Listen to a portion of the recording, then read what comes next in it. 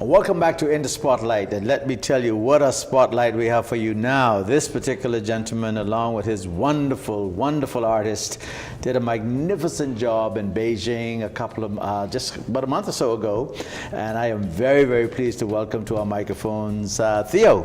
My pleasure to be here. It was a pleasure to have you here, man. Theo Seeley. Now, your name, your artist name is Theodore Elliott. It's my first and middle Theodore name. Elliott. Yeah. But I know you as Theodore Seeley. Your dad and your mom are good friends, and I remember your mother as a seamstress and a manufacturer back in the day. That's did where it all comes magnificent. from. Yeah, it came from her, huh? Yeah. But to ask you, I mean, how did you get into this field? Well, growing up as a child, every day after school and every weekend was spent at the factory. So I just kind of picked up the skill watching the employees produce uniforms. They used to produce uniforms for a lot of the government agencies, a lot of t-shirt printing. So I kind of got a knack for how to operate industrial machines. Right. And it just took off from there. My sister went off to school and studied fashion design. So I mean, it just kind of felt You were just naturally. surrounded by it. Yeah, I couldn't run away from it. And you are now this superstar Trying in to get there. fashion Don't design. know I if mean, I'm I there see yet, you but all over the trying to place, get man, with Bahamas models and beauty pageants. Yeah, it definitely wasn't overnight though. You know, I've been doing this since I was 13. I turned 33 this year, so it's really been it's really been a long journey, and a lot of people don't understand that. You know, you don't just get invited to showcase and represent the Bahamas in Beijing by an overnight success. All right, it takes but time. let's not get there yet. I want to go before you. Mean you got so much going on. Yeah. You do stuff in America all the time, I know, and you know a lot of folk in that, and you're constantly doing. How do you come with your designs? I mean, what do you use as your motif or your themes, or is it specific to? What makes me stand out from any other designer around the world is the fact that I come from the Caribbean, and so beauty is all around me living in the Bahamas. So I'm always inspired by color, pattern, texture. When you look at a parade like Junkanoo, I mean, that within Excel is an artistic expression. So I mean, I'm always inspired by the things around me, the culture that makes me Bahamian, and that's what sets me apart when I showcase around the world. In 2012, I had the opportunity to represent the Bahamas at the first Caribbean showcase in New York. So I represented the Bahamas there. I also did a showcase at an emerging designer showcase in London after winning Mission Catwalk in Jamaica. And every time I showcase, you know, it's a growth for me in terms of growing as an artist, and it also expands my reach in terms of my marketability to the world, becoming a global player in the fashion industry. Excellent. And so now, are you at the level now where you would say that this is your profession? I mean, I know you were in the hotel industry. People know you as a journalist. But I mean, is this the focus now? This has what always you're been doing? the focus. Before I did journalism for 10 years, before I did marketing at the hotel for a year and a half, you know, I started fashion when I was 13 in grade 7. My best friend wanted to enter a modeling competition, and she asked me to sponsor her. So the both of us, 13 and 14, we went into this thing, you know, just knowing what we wanted to do. And I haven't left it since. It's just been competition after competition, kind of honing the skill and growing. And it's my passion. So I don't think that, you know. We hear about the Kevin Kynes, we hear about the Versace and the like. Elliott, do you have your brand? Do you have a brand now that is the brand? Would be the Elliott brand that we can find in the various mega stores when we travel the world? Well, that's the end goal. For any designer, the end goal is to get into retail at the end of the day. And I'm taking my time to get the, you know, Bahamians always ask me, when are you going to open a store? When are you going to open a store? My thing is, if I open a store, you ain't coming. I mean, that's the bottom line. I mean, and when they come, they want it for free. Exactly. When you going to give me my discount? Exactly. So I'm learning to do things in my time. You know, you take the positive criticism and you kind of work towards your goals. I'm using that as a propellant, but for me, I don't find that opening my own boutique right now is the best move for me in terms of financially. It's just too much overhead costs. So what I'm working towards now would be retail opportunities in Jamaica. Since I won the competition down there, there have been 2 boutiques that have been after me to do retail with them. So in this coming November, I'll be doing a showcase down in Jamaica. After the showcase, we'll have a market. They call it the Motor Market, where I'll be able to retail some of my stuff, and then after that, she'll be selling the pieces in her store. So the end goal for me is to get into retail. Maybe I'll spread my wings abroad first, and then some of the boutiques here would want to carry my pieces after that. But ready to wear is really where I want to go. Right. Well, we just came back from the land of manufacturing. Definitely. I mean, this is the Mecca, I would imagine, for a designer like you to hook up with some folk there. And actually, you were connected and did a collaboration with one of the top models, top designers. Ellen Barron. She's actually a well-known designer over there in Beijing, and she has a lot of connections in terms of, even when I landed, she said, I have my workers, if you need anything done, they could do it for you. So, I know that there are a lot of connections and opportunities to be had in Beijing, and so I'm looking forward to it. How did that opportunity evolve for you? Well, I got a call from the ambassador, actually, and he said, I have this opportunity where I would like for you to represent the Bahamas through your gift of fashion. And for me, that blew me away, because it's not often that you get a call to represent the country through fashion, and then for the ambassador to do it. Okay. So it really, it was a nod in the right direction for me to know that, the craft is finally being recognized by the worldwide market. Well, let me tell you, you did an incredible job. Thank you. You too, man. I mean, I was piggybacking on what y'all were doing. But let me say, I was so proud as a Bahamian, first of all. Thank you. And, I was just ending my term as the Bahamas Cultural Ambassador to China. So that was a great exit for us, I mean, or ending for us to do this, because we had a wonderful opportunity. But that show, and you'll tell us about it, but the evidence of it was that you were invited to do some other stuff while you were there. But before we get there, tell us about the experience working with Helen. And what surprised me, I saw Chinese that was 6 feet tall. Now, you had some beautiful girls. I was actually really surprised. I was surprised at that. That she had that actually fit the requirement of international models.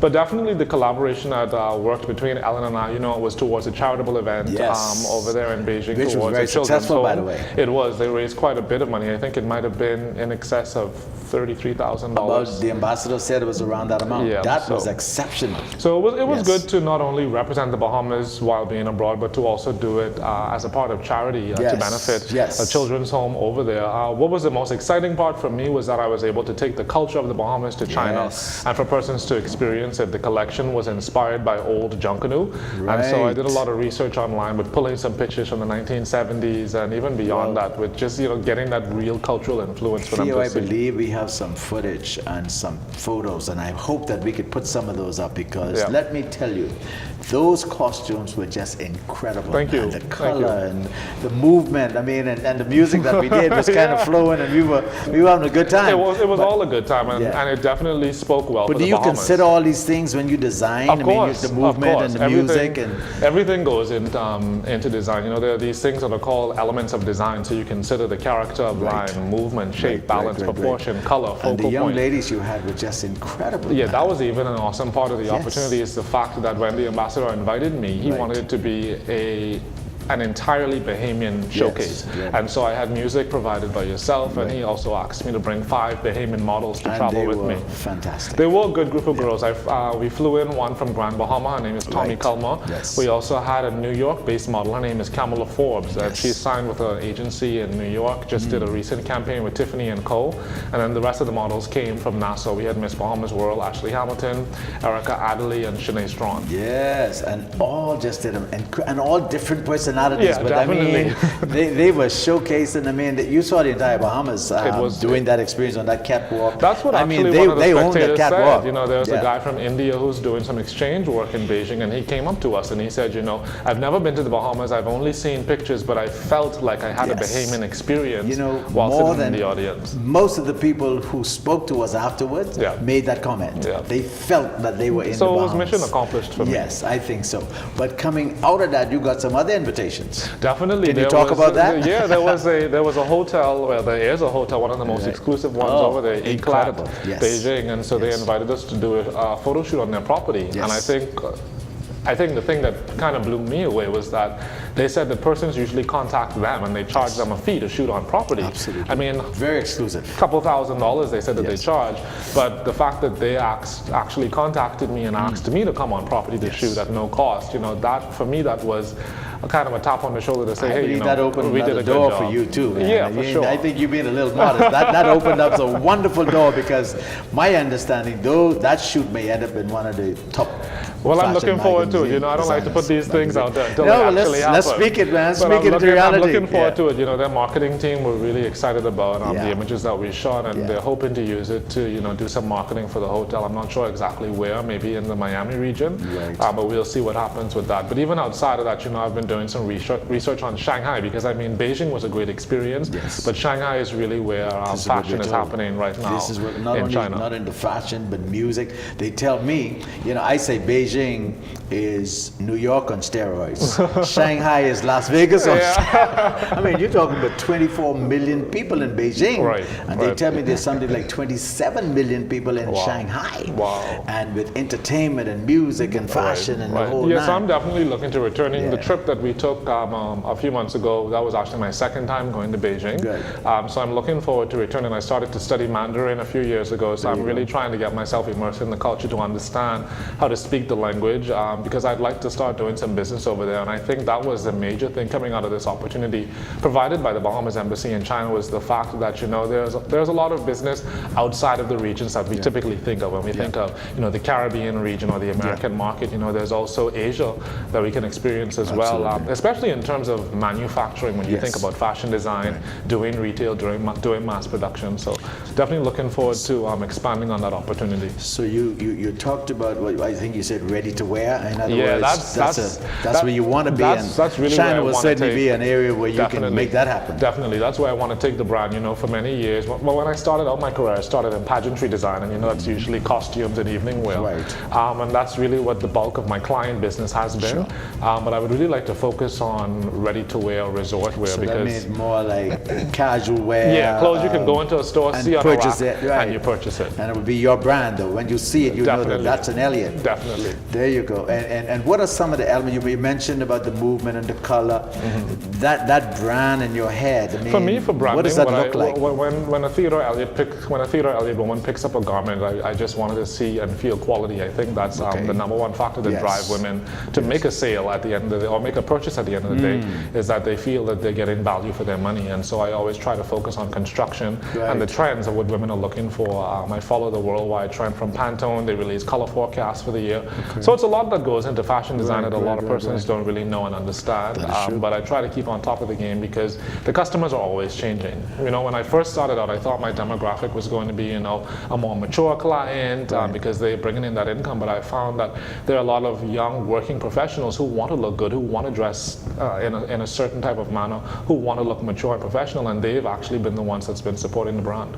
Other than theming your designs from the culture, the music of the Bahamas, and the style of our people, are there any raw materials here that you could incorporate that would be unique to you? I've actually, when I did my first collection back in 2011, when I showcased at Islands of the World Fashion Week, I did an entire collection using Bahama handprint. Really? And so when persons first think of, materials from the Bahamas, they think of ambrosia. But Bahama handprint is actually a gem that I've been able to capitalize on. So in a lot of my collections, I've included that. In my upcoming collection that I'll be showcasing in Jamaica, it'll be majority of that will be from Bahama handprint. So I've developed a really good relationship with them. Excellent. To not only be able to showcase my talents, but to also show persons around the world that we have really distinct and creative fabrics here in the Bahamas as well. But listen, man, I am so proud of what you did there. I'm so proud of all of your production, the artists, the models, the way you are conducting yourself. Truly professional. It was a good experience. I want to congratulate you, and I want to thank you for the opportunity to work with you. And I'm sure hopefully we'll do some more things. Since the music is a part of what you do, let's make some music happen. You'll be on the team, man. Absolutely, man. And I thank you so very much. And, good luck to you. I understand you got some things coming up in LA soon. And good luck with that. Thank you. And let's get back to China and make some things happen. I'll be looking forward to it. All the best to you. Thank you. And we'll be back after these words from our sponsors with more in the Spotlight.